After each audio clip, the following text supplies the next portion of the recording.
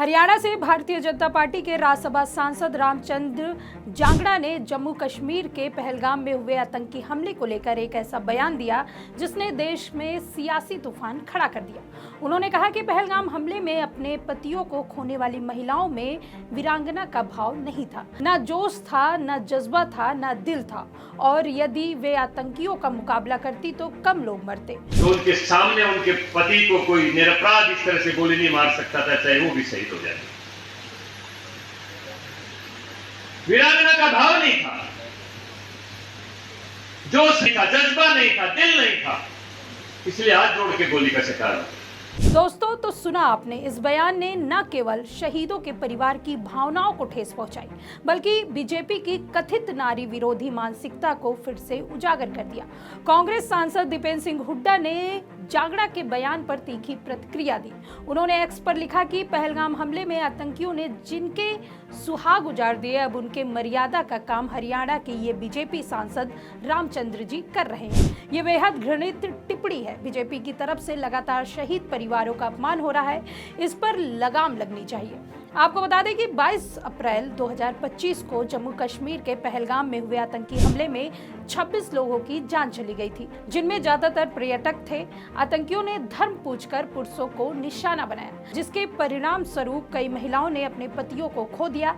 इस हमले ने पूरे देश को झकझोर दिया। ऐसे में रामचंद्र जांगड़ा का यह बयान कि पीड़ित महिलाओं में वीरता की कमी थी, न केवल असंवेदनशील है, बल्कि शहीदों के परिवार के घाव में नमक छिड़कने जैसा है। जांगड़ा ने अपने बयान में महिलाओं से अहिल्याबाई और झांसी की रानी जैसी वीरता की अपेक्षा की, यह कहते हुए कि अगर वे आतंकियों से लड़ती तो कम लोग मरते। उनका यह बयान निहत्थे पर्यटकों से हथियारबंद आतंकियों का मुकाबला करने की अवास्तविक अपेक्षा करता है। वहीं बीजेपी सांसद के बयान पर कांग्रेस सांसद और दिग्गज नेता कुमारी सैलजा ने रामचंद्र जांगड़ा के बयान को सर्वनाक बताया। कुमारी सैलजा ने अपने एक्स हैंडल पर लिखा कि शहीदों के बलिदान पर सवाल उठाना और महिलाओं की वीरता पर टिप्पणी करना भाजपा सांसद का यह बयान शर्मनाक है, असंवेदनशील है। पहलगाम में 26 लोगों की शहादत को जोश की कमी कहना न सिर्फ अपमान है, बल्कि बीजेपी की सोच को भी उजागर करता है। और उन्होंने आगे लिखा कि कांग्रेस पार्टी शहीदों के सम्मान और महिलाओं की शक्ति को नमन करती है। ऐसे बयान देश की एकता और सम्मान के खिलाफ है। हम इसकी कठोर निंदा करते हैं। समाजवादी पार्टी के मुखिया अखिलेश यादव ने जांगड़ा के बयान को बीजेपी की नारी विरोधी मानसिकता का प्रतीक बताया और उन्होंने कहा कि यह बयान महिलाओं के साहस और सम्मान का अपमान करता है। अखिलेश ने बीजेपी पर आरोप लगाया कि वह नारी वंदना का ढोंग करती है, लेकिन वास्तव में उनका चरित्र महिलाओं के प्रति अपमानजनक और उत्पीड़नकारी है। अपने एक्सपोस्ट में बीजेपी को नारी विरोधी मानसिकता का दलदल करार दिया, जो पार्टी की नीतियों और नेताओं के बयान में बार बार दिखाई देता है। आपको बता दें कि अखिलेश ने यह भी पूछा कि क्या बीजेपी अब शहीदों की शहादत पर भी सवाल उठाएगी।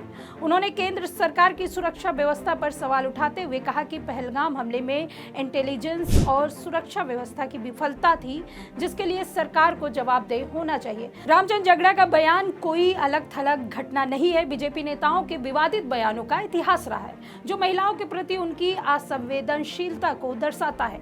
आपको बता दें कि बीजेपी मोदी के नेतृत्व में 2014 में जब से सत्ता में आई है, तभी से बीजेपी नेताओं की महिला विरोधी मानसिकता लगातार सामने आती रही है। कभी बीजेपी विधायकों, सांसदों और नेताओं के महिलाओं के साथ साथ आपत्तिजनक वीडियो भी सामने आते रहे। बीजेपी नेता महिलाओं को लेकर लगातार विवादित बयान देते रहे हैं। मोदी महिला सुरक्षा की बात करते हैं, बेटी पढ़ाओ और बेटी बचाओ की बात करते हैं, लेकिन देश की बेटियां बीजेपी नेताओं से ही सबसे ज्यादा असुरक्षित है। बीजेपी नेताओं के महिलाओं को लेकर दिए गए विवादित बयान का इतिहास रहा है। इसी कड़ी में हम आपको कुछ ऐसे नेताओं के बारे में बताते हैं जो इन बयानों के चलते चर्चा में बने रहे, जिन्होंने महिलाओं का अपमान किया। बता दें कि बीजेपी सांसद ब्रजभूषण शरण सिंह पर महिला पहलवानों ने यौन उत्पीड़न के गंभीर आरोप लगाए थे। हालांकि पार्टी ने उनके खिलाफ कोई ठोस कार्रवाई नहीं की, बजाय उन्हें बचाने का प्रयास किया। अखिलेश यादव ने इस मामले में भी बीजेपी की चुप्पी की आलोचना की थी। वहीं बीजेपी सांसद रमेश बिधूड़ी ने प्रियंका गांधी को लेकर भी आपत्तिजनक टिप्पणी की थी। हालांकि इस मामले में बीजेपी ने सख्त कार्रवाई करने के बजाय बिधूड़ी का बचाव किया था। पहलगाम हमले के बाद मध्य प्रदेश के मंत्री विजय शाह ने कर्नल सोफिया को आतंकवादियों और पाकिस्तानियों की बहन कहकर अपमानित किया। इस बयान की भी विपक्ष ने कड़ी निंदा की थी। वहीं ये सभी उदाहरण बताते हैं कि बीजेपी नेताओं के बयान बार बार महिलाओं के प्रति असंवेदनशील और अपमानजनक रवैया दर्शाते हैं। आपको बता दें, जागड़ा के बयान ने न केवल पीड़ित महिलाओं का अपमान किया, बल्कि केंद्र सरकार की सुरक्षा व्यवस्था की विफलता को छुपाने का प्रयास भी किया। अखिलेश यादव ने इस मुद्दे को उठाते हुए कहा कि पहलगाम हमले में इंटेलिजेंस और सुरक्षा प्रबंधनों की कमी थी और उन्होंने पूछा कि जब सरकार ने पर्यटकों को सुरक्षित यात्रा का भरोसा दिया था तो हमला कैसे हुआ। जागड़ा ने यह भी दावा किया कि सेना ने आतंकियों के ठिकाने को नष्ट कर दिया है, लेकिन हमलावरों की गिरफ्तारी न होने पर उनके पास कोई जवाब स्पष्ट नहीं है। वहीं बीजेपी नेता अपनी सरकार की नाकामी को छिपाने के लिए पीड़ितों पर ही दोष मढ़ रहे हैं। जागड़ा के बयान की निंदा न केवल सपा बल्कि कांग्रेस और अन्य विपक्षी दलों ने भी की। कांग्रेस सांसद दीपेंद्र सिंह हुड्डा ने इसे बेहद अपमानजनक और घृणित बताया, जबकि सुप्रिया श्रीनेत ने कहा कि बीजेपी का यह बयान बेशर्मी की हद है। सपा सांसद इमरान प्रतापगढ़ी ने भी जागड़ा के बयान को शहीदों और पीड़ितों का अपमान करार दिया। वहीं विपक्ष का बीजेपी पर तीखा हमला बताता है कि जागड़ा का बयान केवल एक व्यक्तिगत टिप्पणी नहीं बल्कि बीजेपी के व्यापक मानसिकता का हिस्सा माना जा रहा है। विपक्ष ने इसे अवसर के रूप में उपयोग करते हुए बीजेपी को घेरने की कोशिश की।